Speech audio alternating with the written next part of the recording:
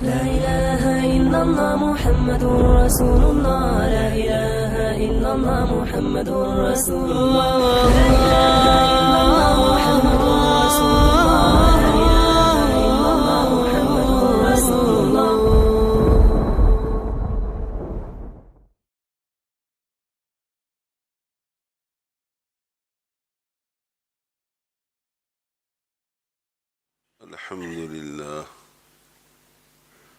الحمد لله نحمده ونستعينه ونستغفره ونؤمن به ونتوكل عليه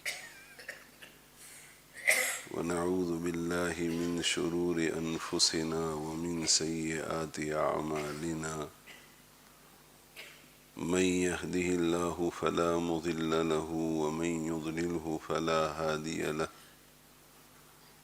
ونشهد أن لا إله إلا الله وحده لا شريك له ونشهد أن سيدنا ونبينا ومولانا محمدا عبده ورسوله صلى الله تعالى عليه وعلى آله وأصحابه وبارك وسلم تسليما كثيرا كثيرا. أما بعد، فأعوذ بالله من الشيطان الرجيم. بسم الله الرحمن الرحيم. كل نفس ذائقة الموت.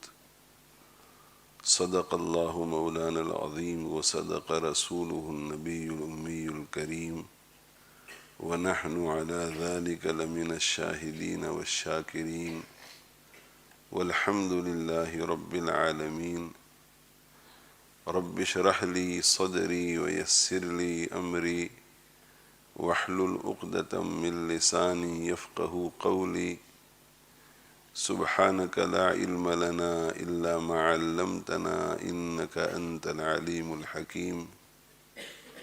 اللهم انفعنا بما علمتنا وعلمنا ما ينفعنا وزدنا علما.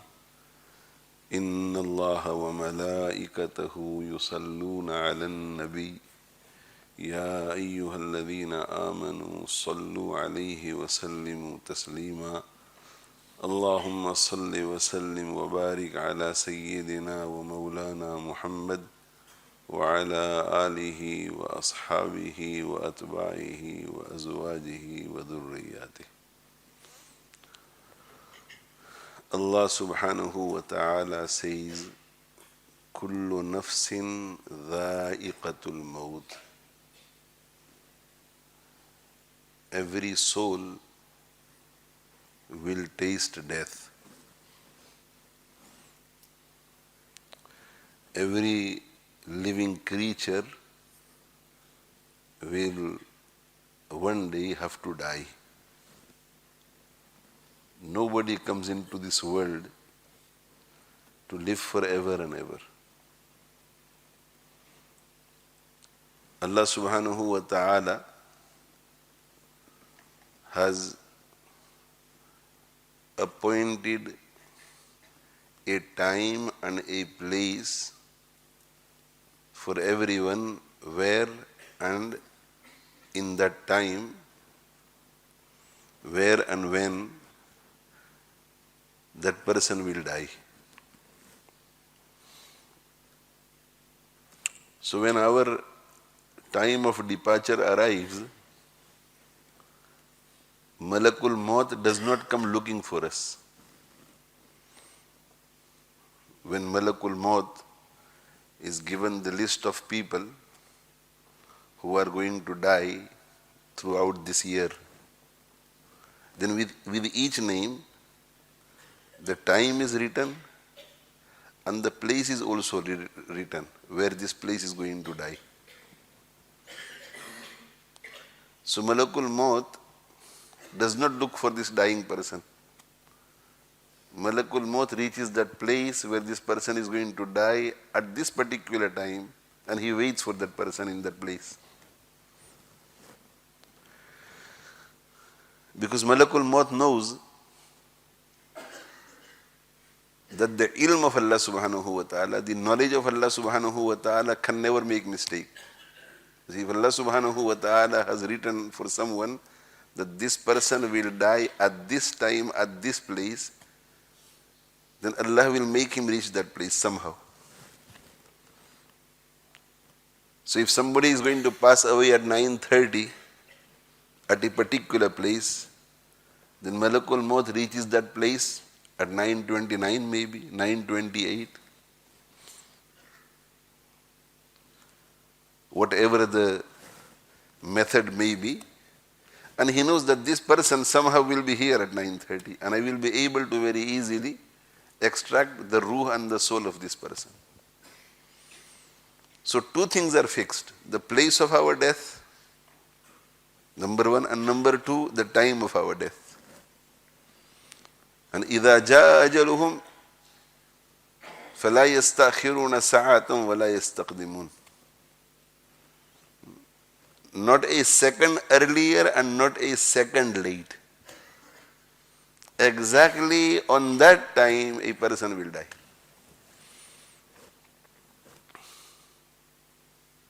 Inna ajal Allahi idha ja'a la yu'akhkhar. When the decreed time of Allah subhanahu wa ta'ala arrives, then it is not delayed. If it is 9:30, then it will be 9:30. If it is 9:31, it will be 9:31. If it is 12 midnight, then it will be 12 midnight. If it is 12 in the afternoon, it will be 12 in the afternoon. And if the death is decreed at home, then it will have to be at home. Even if a person is traveling, he makes all the arrangements to travel abroad, he will not be able to travel. Allah subhanahu wa ta'ala will cause his flight to cancel, or some other issue will arise in the house and he will cancel the trip, or he will go and he will come back early. So this is the first thing we need to embed in our hearts and minds, that every person is going to die. And I am also a person, so I am also going to die. Every creature will die. I am also a creature, I will also die. There is only one being that will never die, and that is Allah subhanahu wa ta'ala. Allah subhanahu wa ta'ala has always been there. Allah subhanahu wa ta'ala will always remain. All living creatures besides Allah subhanahu wa ta'ala, they will all die. Kullu man alayha fan wa yabqa wajhu rabbika dhul jalali wal ikram. Only Allah subhanahu wa ta'ala will remain forever and ever.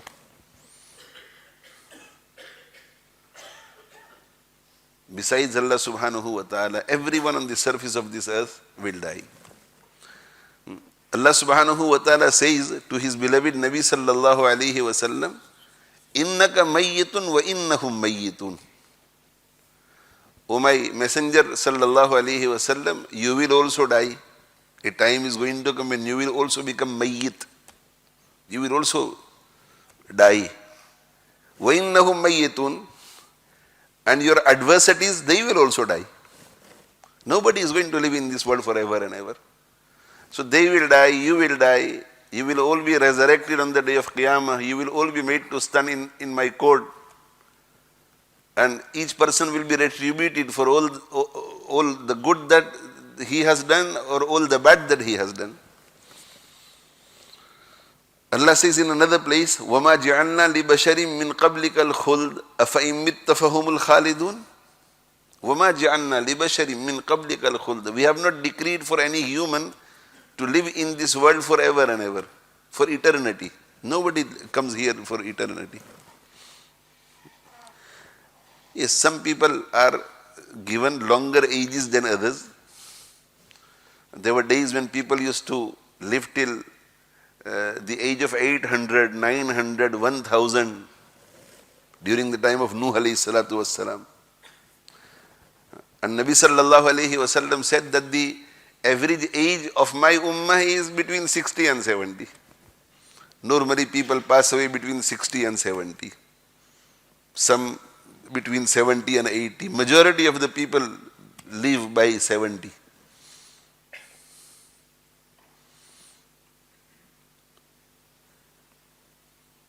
So the age may differ, but every person will have to live. Isa alayhi salatu wassalam has not died yet. So Allah subhanahu wa ta'ala has granted him a very long life. Very long life. Between Isa alayhi salam and our beloved Nabi sallallahu alayhi wasallam is approximately 570 years. 570 years. And from the Hijrah till today is 1445 years or 44 years. So 1444 years plus 570 years plus 13 years of Makkah Mukarramah. And Isa alayhi salam is still alive. He is in the heavens. But even he is not immune from this natural process. So Allah subhanahu wa ta'ala will bring him back onto this earth. So Isa alayhi salatu wasalam was raised up into the heavens alive. Allah saved him from his enemies. وَمَا قَتَلُوهُ وَمَا سَلَبُوهُ وَلَكِنْ شُبِّهَ لَهُمْ وَإِنَّ الَّذِينَ اخْتَلَفُوا فِيهِ لَفِي شَكٍّ مِّنْهُ مَا لَهُمْ بِهِ مِنْ عِلْمٍ إِلَّا اتِّبَاعَ الظَّنِّ وَمَا قَتَلُوهُ يَقِينًا بَلْ رَفَعَهُ اللَّهُ إِلَيْهِ.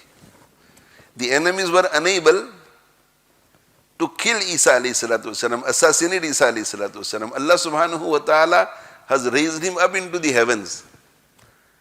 And he is still alive till today. And he was in his 30s when he was resurrected. بَلْ رَفَعَهُ اللَّهُ إِلَيْهِ. Allah subhanahu wa ta'ala resurrected him.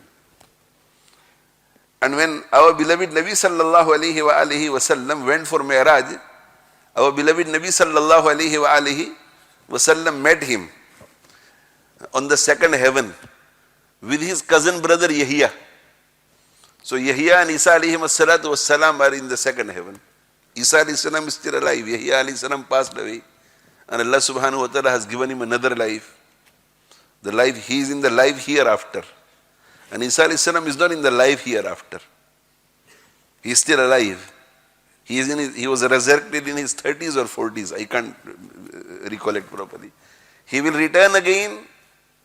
And after returning, he will become a member of the ummah of our beloved Nabi sallallahu alayhi wasallam, a member of the ummah of our beloved Nabi sallallahu alayhi wasallam. He will follow the sharia and the deen of our beloved Nabi sallallahu alayhi wasallam. And he will support this deen. He will propagate this deen. And Islam will flourish during his time, during the time of Imam Mahdi and during the time of Isa alayhi salatu wassalam.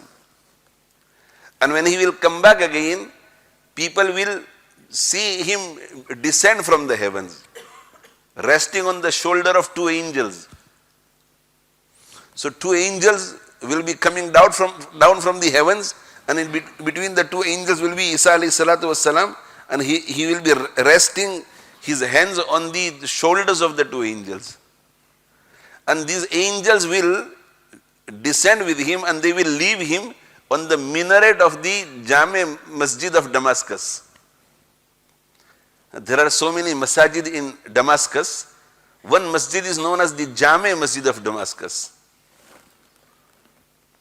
And thereafter Isa alayhi salatu wasalam will be brought down from the minaret of Jame Masjid through a ladder. And everybody will see him come down from the, and some people will see him coming down from the heavens also. Now when Nabi sallallahu alayhi wa alihi wasallam was narrating these incidents, Islam had not reached Damascus. There were no Muslims in Damascus.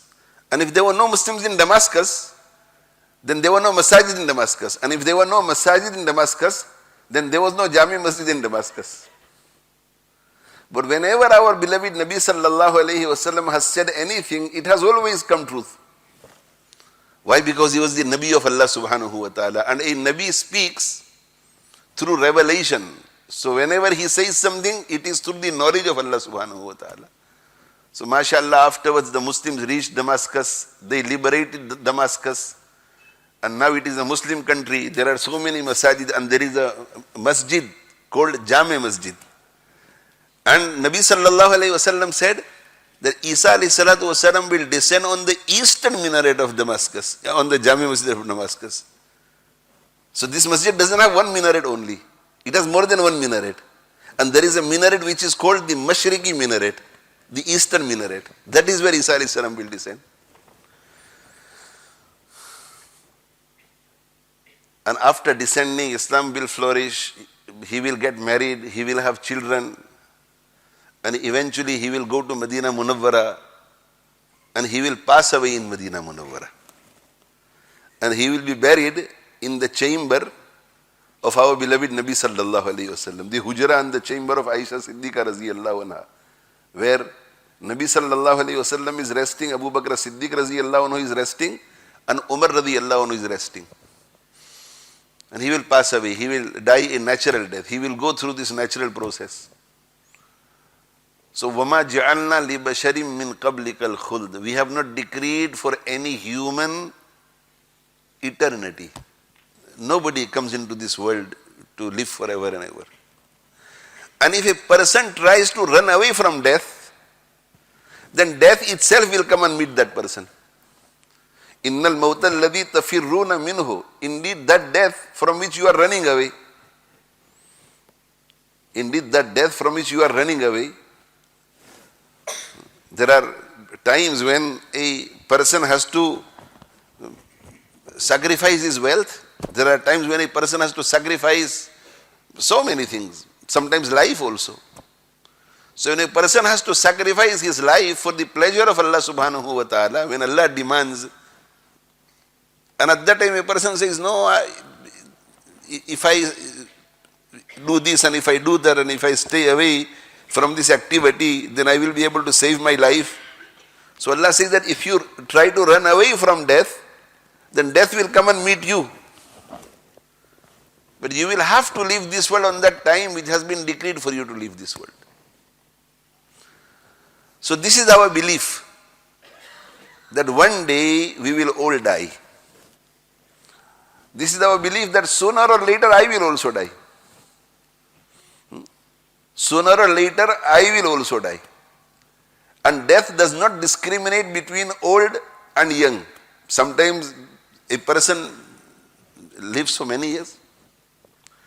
Our Haji Sahib, rahimahullah ta'ala, who has passed away today, he has gone beyond 90, mashallah. And there are many virtues for those people who live for a long time, 80 years, 90 years, mashallah. And he lived a life of piety, alhamdulillah. A very important and a very important and a key member of the Islamic Dawah Academy. I moved to Leicester after the demise of my father in 1991, and Haji Sahib must have come into contact around 93, 94. Maximum is 96, but 93, 94.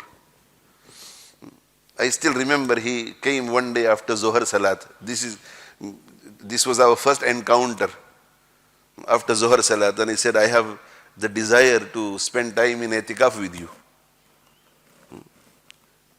There were no Tazkiyah programs at the time. I was not given ijazah by any sheikh. But I was spending the whole month of Ramadan.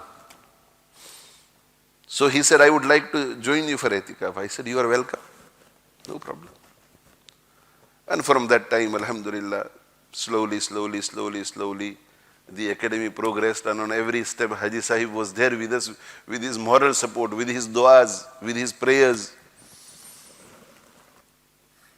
with full loyalty. And alhamdulillah, when Riyadul Ulum was initiated in 1997, I suppose, 1997, when Riyadul Ulum was initiated, we were worried who would look after the students at night. So Haji Sahib said, I will do this. And every day without fail, Haji Sahib would come. Every day without fail. Before 11 o'clock he would be here. Around Maghrib time he would be here. Isha time in winter he would be here. And he would spend the whole night in the boarding. After Fajr he would have tea. And after tea, our Ibrahim Bhai Kamboli would drop him off. Ibrahim Bhai is also a very important member of our Islamic Dawah Academy. Both of them in their old age now. Ibrahim Bhai is around 77 and Haji Sahib must be over 90. Their piety, their prayers, their du'as, their moral support, their khidmah for the academy, mashallah, subhanallah. May Allah subhanahu wa ta'ala reward all of them. Our Salim Bhai Patel, our Bobat Mamaji, all these unsung heroes of the Islamic Dawah Academy, and many others also. All those people who have been instrumental in me and the Islamic Dawah Academy and my work and my projects and my movement reaching here, in whatever way, although in whatever way, may Allah subhanahu wa ta'ala, if they have passed away, if they are in the akhirat, may Allah subhanahu wa ta'ala reward them immensely. And may Allah subhanahu wa ta'ala elevate their status with the Anbiya, the Siddiqeen, the Shuhada and the Salihin. And may Allah subhanahu wa ta'ala enlighten their graves. And may Allah subhanahu wa ta'ala descend upon them rahmat after rahmat. And may Allah subhanahu wa ta'ala become immensely happy with them. And all those who are still living, may Allah subhanahu wa ta'ala increase in their age, increase in their ilm, grant increase in their ilm, increase in their amal, increase in their spirituality. And may Allah subhanahu wa ta'ala keep on benefiting the Islamic Dawah Academy through them. And may Allah subhanahu wa ta'ala also unite all of us together with these souls in the company of the Anbiya, the Siddiqeen, the Shuhada and the Salihin. And may Allah subhanahu wa ta'ala grant us all His pleasure and Jannatul Firdaus.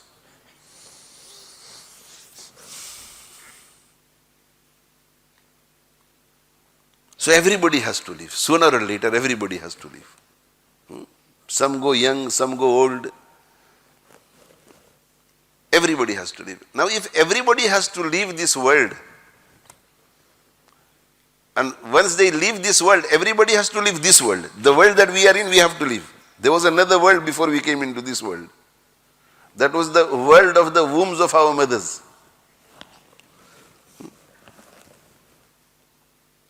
We were in the arham of our mothers, the wombs of our mothers. That was another world. And we stayed there for anything between 6 months and 9 months, maybe more.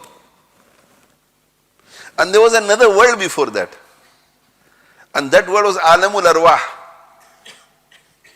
the world of the souls, where we were souls only, ruh only. So we were there, from there we came into the world of the wombs of our mothers, and from there we came into this world. From here we will go in the Alamul Barzakh, which is the period from the time of our death until the resurrection.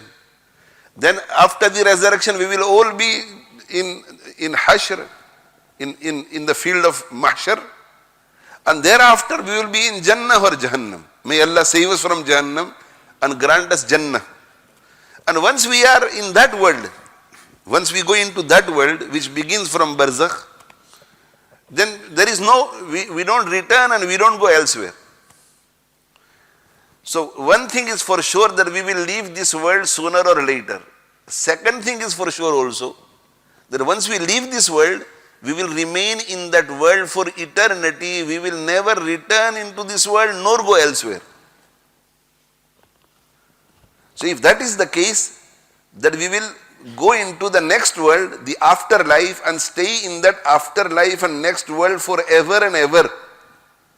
So the second point that automatically comes to mind is that if we are going to leave this world, and definitely we are going to leave this world, there is not a single person who doubts that, not even non-Muslims, not even atheists, nobody doubts death. We are going to leave this world, that is for definite. And once we go into the next world, we are not going to go anywhere from that world. Then should we not prepare for that world? We must prepare for that world. We must make preparations for that world. And how do we make preparations for that world? By carrying out good deeds and abstaining from bad deeds. By carrying out the do's of Allah subhanahu wa ta'ala, and by abstaining from the don'ts of Allah subhanahu wa ta'ala. This is how we prepare for the life hereafter. And those people who prepare for the life hereafter, our beloved Nabi sallallahu alayhi wa alihi wasallam said, these people are very clever. Very clever. They are very, very precocious. And precocious people save themselves from harm. So once Nabi sallallahu alayhi wasallam was asked by a group of Sahaba, Ridwanullahi ta'ala alayhi majma'in, Man akiyaksun nas, wa man ahwatun nas, O Rasulullah sallallahu alayhi wasallam, who is the most clever of the people? And who is the most precocious of the people? So Nabi sallallahu alayhi wasallam said, Aktharuhum dhikran lil maut, wasti'dadan lil maut. Nabi sallallahu alayhi wasallam said, those people who frequently remember death and who frequently prepare for death. That means those people who frequently remember death, that one day I will have to leave this world and go into the next world. And by frequently remembering death and the life hereafter, they frequently prepare. They always carry out the do's of Allah subhanahu wa ta'ala and always abstain from the don'ts of Allah subhanahu wa ta'ala. And if they ever make a mistake, then they immediately repent. These are the people who are remembering death frequently and who are preparing for the death and the life hereafter frequently. Ulaika lakiyas. These are the clever people. Nabi sallallahu alayhi wasallam is saying, these are the clever people. These are the clever people. Dhahabu bi sharafi dunya wa bi karamatil akhirah. Why are these clever people? Because those people who remember death frequently and who continually prepare for the life hereafter, such people are granted the nobility of this world and the honor of the hereafter by Allah subhanahu wa ta'ala. These people are clever because they have gone away with the nobility of this world. Allah grants them honor, nobility in this world also, respect in this world also. And Allah subhanahu wa ta'ala grants them respect at the time of death also. After they pass away, those people who knew that person, they will find a special type of respect and reverence in their hearts for that person. And those people who did not know, as a result of these people who knew the dying person or the dead person, as a result of these people mentioning his qualities and his piety and episodes of his life, even those people get affected. And they also find a special place for them in their hearts. And Allah subhanahu wa ta'ala keeps their remembrance alive until the day of Qiyamah. Until the day of Qiyamah. Allah grants them the nobility in this world. And Allah subhanahu wa ta'ala grants them honor in the hereafter. So we are all going to die. That is point number one. Point number two is, if we are all going to die and we are going into a world from which we are never going to return and from where we are never going to go anywhere else, then it is only logic that we start preparing for the life hereafter. We start preparing for the life. If we start preparing for the life hereafter, if you prepare properly, then in the eyes of Allah subhanahu wa ta'ala and His Nabi sallallahu alayhi wa sallam, we are clever. And if you don't prepare, then we are not clever. We are not clever. Al-kayyisu man dana nafsahu wa amila lima ba'da al-maut. The one who prepares for the life hereafter, he is clever. وَالْعَاجِزُ مَنْ أَتْبَعَ نَفْسَهُ هَوَاهَا وَتَمَنَّى عَلَى اللَّهِ.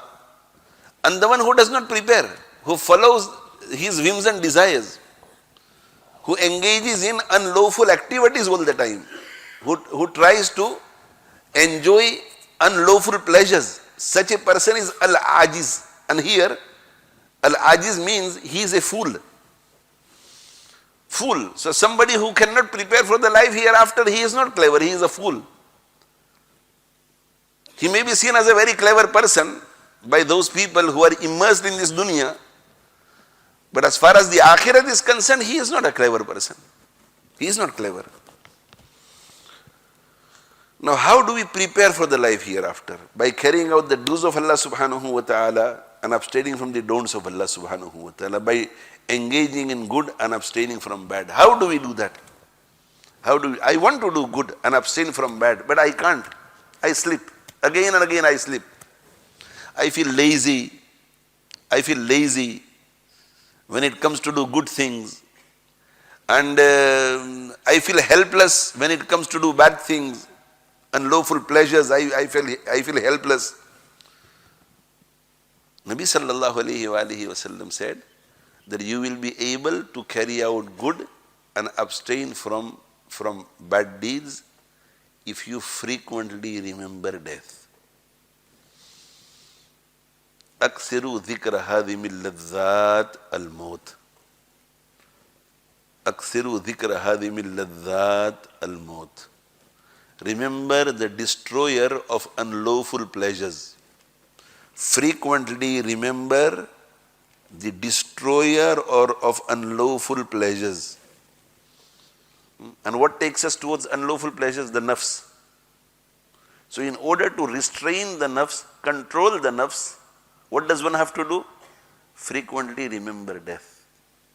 Remember that one day I will have to die. One day I will have to go in the grave. One day I will have to face the angels who will ask me questions in the grave. One day I will be resurrected. I will have to face Allah subhanahu wa ta'ala. I will be asked questions by Allah subhanahu wa ta'ala himself directly. I will have to cross the Sirat. Jahannam will be below the Sirat. All these things are going to happen. All these things are going to come. If I prepare myself for the life hereafter by restraining my nafs, by controlling my desires, by carrying out the do's and abstaining from the don'ts, then all these stations will become easy for me. All these stations will become pleasurable for me. At the time of death, Allah subhanahu wa ta'ala will give me glad tidings of Jannah. وَأَبْشِرُوا بِالْجَنَّةِ الَّتِي كُنْتُمْ تُوعَدُونَ. The angels will come and the angel will say that I am giving you glad tidings. We are giving you glad tidings. Listen to the glad tidings of that Jannat which was promised to you throughout your life. And according to some tafasir, all the ways will be removed and this dying person before he dies will be able to see Jannah. So death will become easy for him.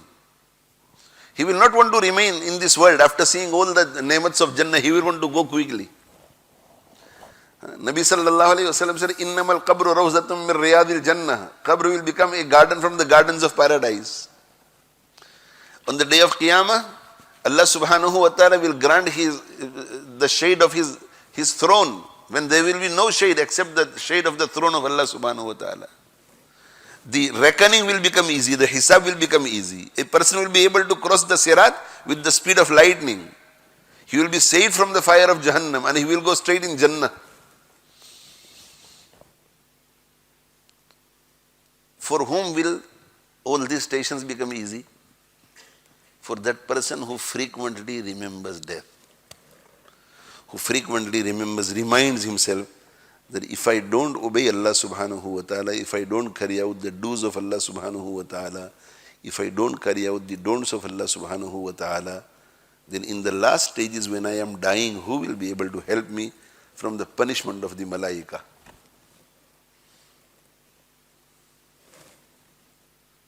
وَلَوْ تَرَى إِذْ يَتَوَفَّى الَّذِينَ كَفَرُوا الْمَلَائِكَةُ يَضْرِبُونَ وُجُوهَهُمْ وَأَدْبَارَهُمْ.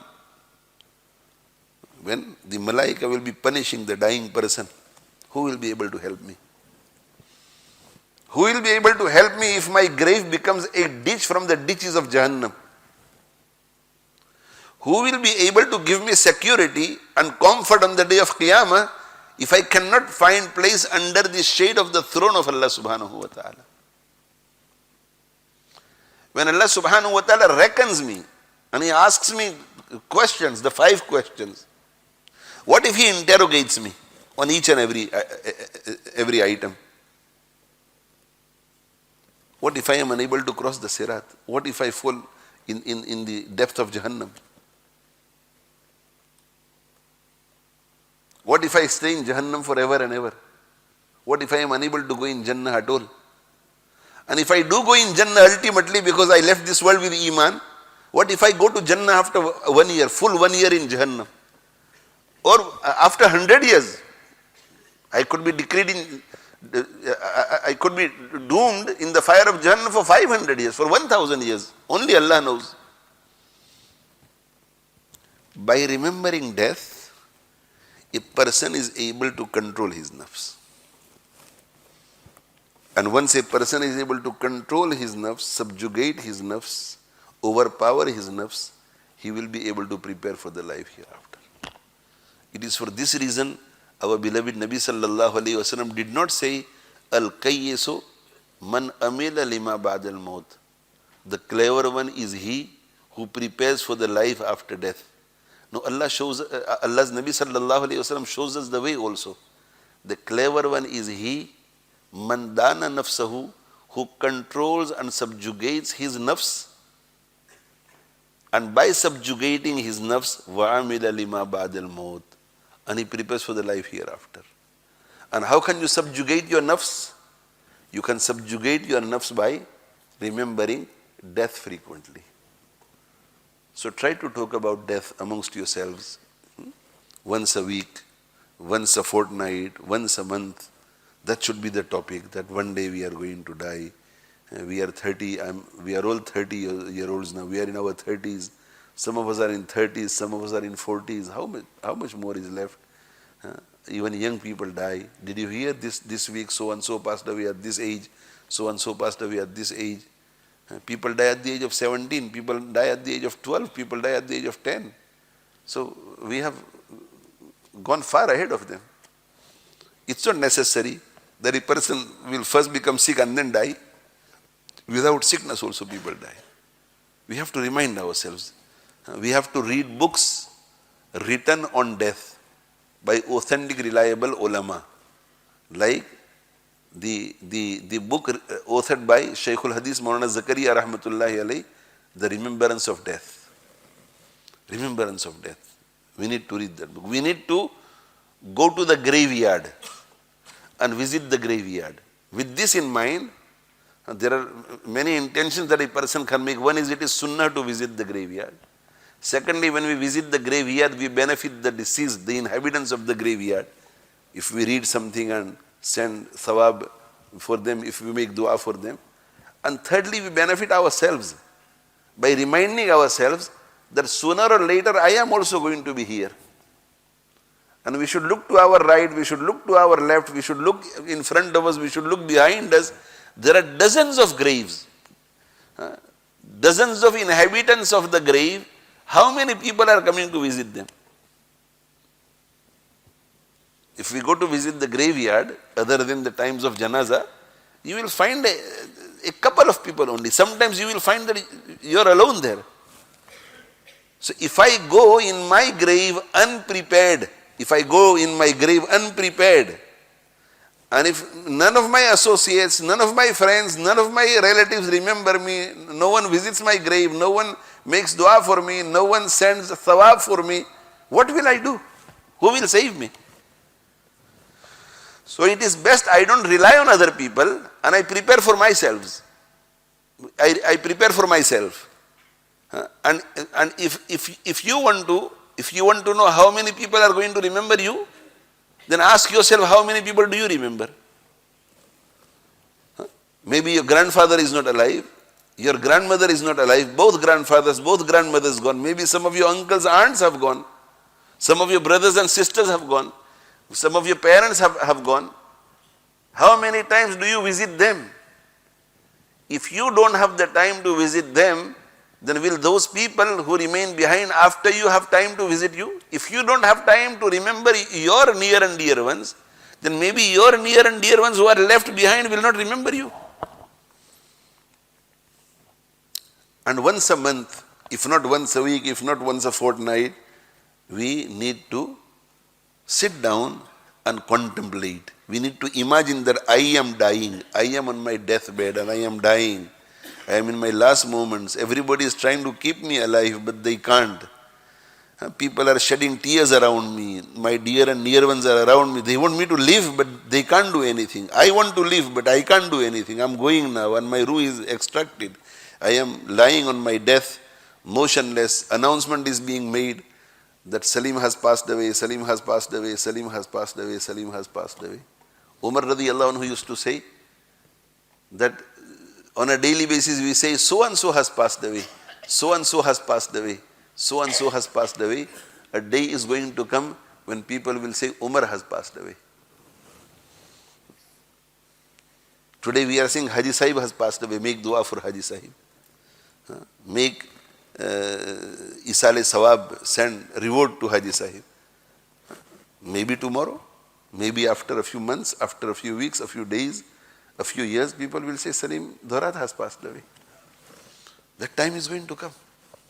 Definitely it's going to come. So contemplate about the journey of death yourself, that now my ruh is extracted, announcement is being made. The time has been announced, but at this time Salatul Janaza will take place. People are bathing me now, they are shrouding me now, they are putting me in the coffin now. And this is a reality, it's not fiction, it's something that is going to happen. So why not face it now? When we will have to face it, we will have to face it. But that will be a time when we will not be able to do anything for that moment. But if we contemplate now, we will be able to do something about it, that yes, that moment is going to come. When I will be in the coffin, people will lower me in the grave, people will bury me in the grave, and everybody will leave me and I will be left alone to fend for myself. The only thing that will help me will be the fadl of Allah, and fadl of Allah will help me if I obey Him. So we need to frequently remember death, number one, by discussing death amongst ourselves, by reading books, by reliable ulama on death, by visiting the graveyard, and by once a month, if not more, once a month, contemplating on our journey, that I am going. This is my journey. I am in the grave on my own, and anytime angels will come. If we will remember death frequently, then we will be able to control our unlawful desires. We will be able to control our nafs. We will be able to subjugate our nafs. Once nafs is subjugated, then the do's of Allah will come in our lives. Don'ts of Allah will leave our lives. And once that happens, then we are preparing for death. And if that happens, if we are fully prepared, then at the time of death, we will hear, Ya ayyatuhan nafsul mutma'inna, or the peaceful soul, irji'i ila rabbik, return to your Rabb, radiyatan mardiyatan, whilst He is happy and whilst you are happy. May Allah subhanahu wa ta'ala grant us all the tawfiq to implement the teachings that have been mentioned today, and may Allah subhanahu wa ta'ala grant forgiveness to all the deceased, especially our Haji Sahib rahimahullah ta'ala. And may Allah subhanahu wa ta'ala reward him for all the good that he has done for himself, and may Allah reward him for all the favors that he conferred upon me and upon all my associates, upon the Islamic Dawah Academy. And may Allah subhanahu wa ta'ala grant us more people like Haji Sahib rahimahullah ta'ala. I remember once Maulana Ahmad Sahib went to the Home Office for an interview, and the Home Office was going to decide his fate, basically, whether he can stay in this country or not. So I said to Haji Sahib that, I said, today after Fajr, please don't go home, and you stay behind in the masjid, have tea and stay in the masjid until I tell you. Very obedient. He was much older than me. He was 30 years older than me. But a very obedient murid, mashallah. Very obedient murid, very loyal murid. Subhanallah, subhanallah. He is one of those people where if a sheikh feels happy and proud that Allah gave me a murid like him. So I said, and he was sitting in the first row near the mimbar. Now, when he studied ibadat, only Allah knows. But I came on the balcony. Before my lesson, I came on the balcony. I had about 25 minutes or 45 minutes. So I came on the balcony. When I came on the balcony to read a few nawafil and some Quran and make dua for Maulana Ahmad Sahib's success in his interview, when I came, I saw him, he was engaged in dua. He was engaged, and he could make long dua. The most difficult thing is dua. If you are asked to read the Quran for 10 minutes, you will manage it. If you are asked to read tasbih for 10 minutes, you will manage it. But if you are asked to make dua for 10 minutes, After 2 minutes you will feel that 10 minutes is over. Dua is the most, because dua is direct connection with Allah. And if you don't have connection with Allah, you cannot make dua. If you don't know somebody and you are asked to meet him, then you will say, hi, how are you, hello. And after 5 minutes you will have nothing to talk about. But if you know somebody, you can talk for hours. If you know Allah, if you are connected to Allah, you will talk for hours.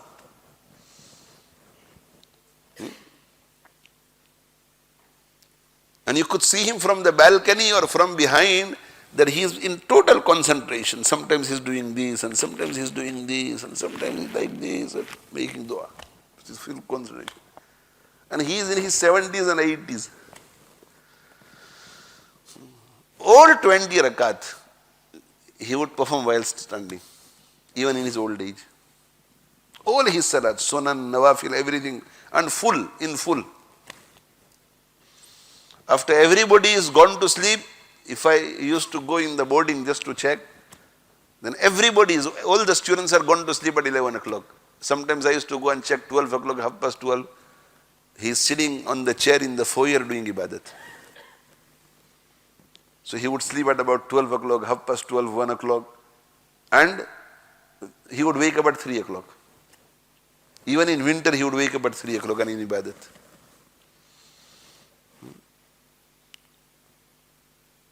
You will never see laziness with him. Laziness was not connected to him at all. When it comes to ibadat, fresh. In bayan, in everything, mashallah. And for as long as he could, whenever he would sit in front of me, he would always sit in the at-tahiyyat position, even in his old age. Very respectful. Lot of adab. And he was an asset for me. He was an asset for me, mashallah. He was dua, nothing but dua. So I remained in the balcony for half an hour, 45 minutes. Now before that he was already in dua. His duas continued. And then I had to go in the Bukhari lesson. So I went to the Bukhari lesson.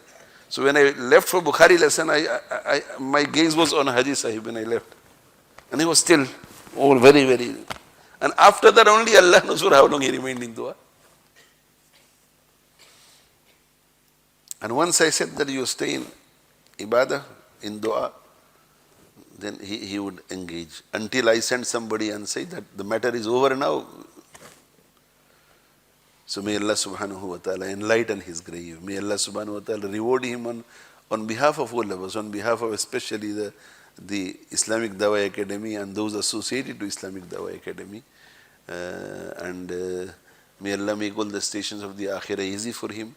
May Allah unite him with the Anbiya, the Siddiqeen, the Shuhada and the Salihin. And ultimately may Allah grant us all the tawfiq to live a life of piety and unite us all with him also with the Anbiya, the Siddiqeen, the Shuhada and the Salihin. Wa akhiru da'wana alhamdulillahi rabbil alameen. Wa sallallahu ala nabiyyina Muhammad wa ala alihi wa ashabihi ajma'in. I urge all the brothers, all the sisters who are listening to make dua for Haji Sahib, make dua for his wife Khala Jan, and I urge all of you to read whatever you are able to, Yasin Sharif, a juz from the Quran, completing the whole Quran, give sadaqah and send its reward to Haji Sahib. And make dua for the Islamic Dawah Academy also. We have lost a very, very important member today. And many of you have not seen him, but he was a very, very pious personality. Alhamdulillahi Rabbil Alameen. He is our Muhammad Patel's grandfather who graduated last year. So make dua for Haji Sahib. And inshallah his Salatul Janaza will take place at 3 p.m. tomorrow after Zohar Salat. So if you are able to participate, please participate. جزاكم الله خيرا.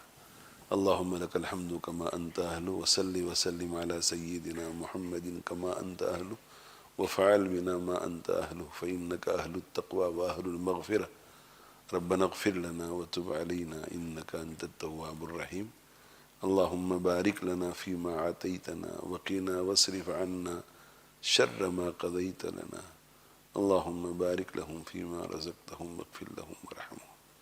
اللهم اغذ في قلوبنا رجاءك واقطع رجاءنا عمن سواك حتى لا نرجو أحدا غيرك. اللهم اغفر لهم وارحمهم وعافهم واعف عنهم وأكرم نزلهم ووسع مدخلهم واغسلهم بالثلج والماء والبرد ونقهم من الخطايا كما ينقى الثوب الأبيض من الدنس. اللهم أبدلهم دارا خيرا من دارهم وزوجا خيرا من زوجهم وأهلا خيرا من أهلهم. اللهم اغسلهم بالثلج والماء والبرد. اللهم نقهم من الخطايا كما ينقى الثوب الأبيض من الدنس. اللهم أعيذهم من عذاب القبر. اللهم أعيذهم من عذاب النار. اللهم لا تحرمنا أجرهم ولا تفتنا بعدهم. ربنا آتنا في الدنيا حسنة وفي الآخرة حسنة وقنا عذاب النار. ربنا تقبل منا إنك أنت السميع العليم وتب علينا إنك أنت التواب الرحيم. وصلى الله تعالى على خير خلقه سيدنا ومولانا محمد وآله وصحبه أجمعين برحمتك يا أرحم